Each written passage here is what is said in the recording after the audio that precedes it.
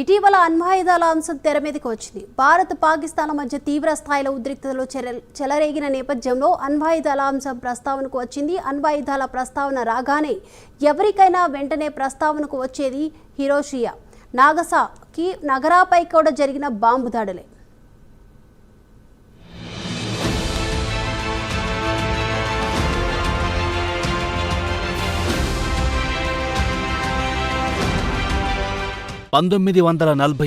August 6 ప్రపంచ చరిత్రలోని అత్యంత దుర్దినం. జపాన్లోని హిరోషిమాపై అమెరికా అణుబాంబు వేసిన దుర్మార్గమైన రోజు.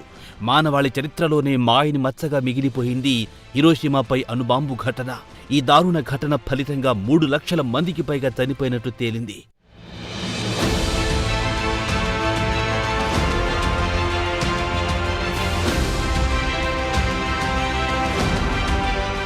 హిరోషిమాపై అణుబాంబు వేసిన ఘటన ఎలా జరిగిందో ఓసారి చూద్దాం.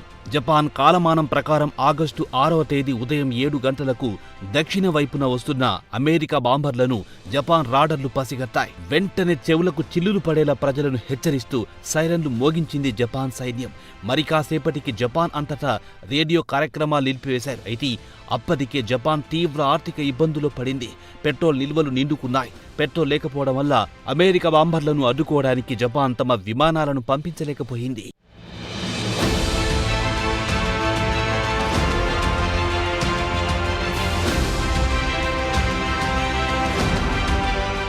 ఆ తర్వాత సరిగ్గా ఉదయం 8:15 B-29 బాంబర్ ఎనోలాగే విమానం 4 టన్నుల యురేనియంతో కూడిన అణుబాంబును హిరోషిమాపై ప్రయోగించింది. ఈ అణుబాంబు పేరు లిటిల్ బాయ్. 9600 మీటర్ల ఎత్తు నుంచి నగరం నడిబొడ్డున ఉన్న అయోవి బ్రిడ్జిని లక్ష్యంగా చేసుకుని అణుబాంబు జారవిడిచింది ఎనోలాగే బాంబర్. అయితే అణుబాంబు కిందికి రావడానికి 43 సెకన్లు పట్టింది. అప్పటికే గాలులు వేగంగా వీస్తున్నాయి. దీంతో టార్గెట్ గా ఉన్న ఏఓఐ బ్రిడ్జికి 250 మీటర్ల దూరాన ఉన్న షిమా సర్జికల్ క్లినిక్ పైన అణుబాంబు పడింది. దీంతో ఒక్కసారిగా భారీ విస్ఫోటనం సంభవించింది.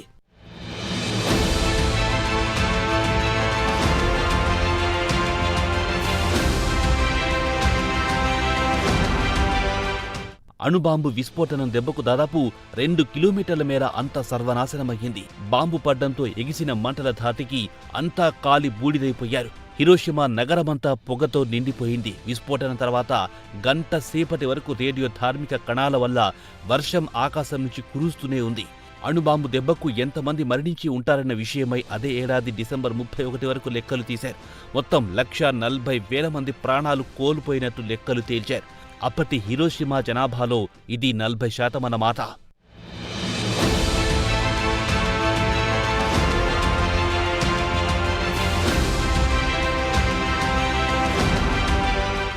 అయితే మరణించిన వారి సంఖ్య కూడా ఇంకా ఎక్కువగానే ఉంటుందన్న అనుమానాలొచ్చాయి. దీంతో మరోసారి లెక్కలు తీశారు.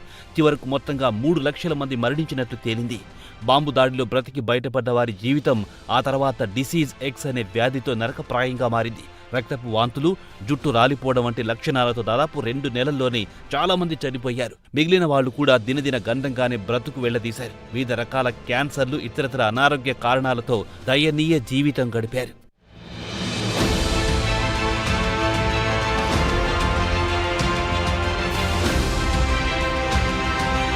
ఇదిలా ఉంటే జపాన్లో మరో నగరం నాగసాకిపై కూడా అణుబాంబు దాడి జరిగింది. 1945 ఆగస్టు 9 మధ్యాహ్నం 11:02 జపాన్లోని మరో నగరం నాగసాకిపై ఫ్యాట్ మ్యాన్ పేరుతో ఉన్న అణుబాంబును అమెరికా సైనిక బాంబర్లు జారవిడిచాయి.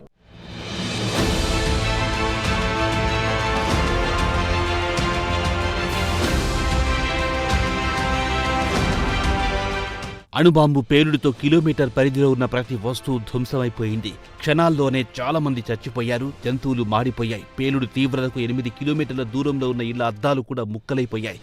బాంబు పడిన ప్రాంతానికి 500 మీటర్ల దూరంలో ఉన్న ఓ ప్రైమరీ స్కూల్ కాంక్రీట్ స్తంభాలు తప్ప వేరే ఏం మిగల్లేదు.